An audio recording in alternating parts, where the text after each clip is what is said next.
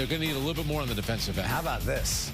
These two combined for 34 points, 19 rebounds, and 15 of 15 from the field. Let's get some thoughts from Andre Drummond on this win today. Andre, from a chemistry standpoint, from an energy standpoint down the stretch, and you guys needed to go on a run to secure the 7th seed, what has it been like as a group? It's been a lot for our group. You know, we've had a lot of different changes and things happening to us since the trade.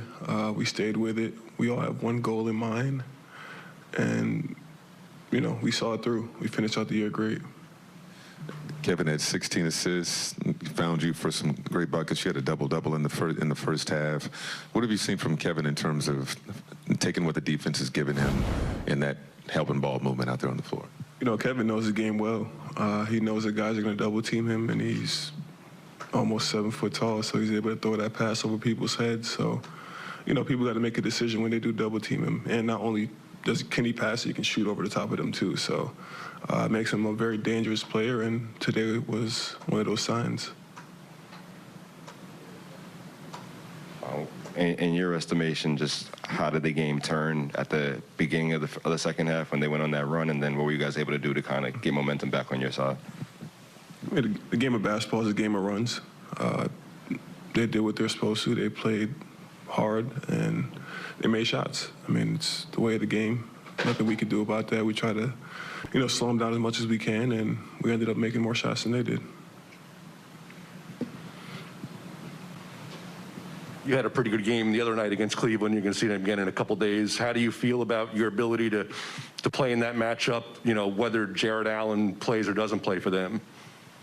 For me, it's just to stay as consistent as possible, just come in and be that brute force for this team and get all the rebounds, block shots, and finish strong in the paint and be the best teammate I can be when I'm out there.